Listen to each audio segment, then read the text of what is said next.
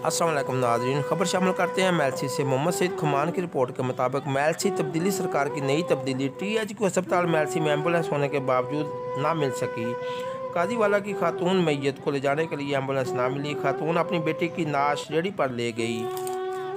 खातून अपनी गुर्बत की वजह से धाड़े मार मार कर रोती रही, लेकिन उसकी किसी ने ना सुनी। मेलसी तब्दीली सरकार की नई तब्दीली THQ अस्पताल मेलसी में एम्बुलेंस होने के बावजूद एम्बुलेंस ना मिल सकी। काजीवाला की खातून मैयत को ले जाने के लिए एम्बुलेंस ना मिली। खातून अपनी बेटी की नाश रेडी पर ले गई। खातून अपनी गुर्बत की वजह से दाड़े मार मार कर रोती रही, लेकिन उसकी किसी ने ना सुनी।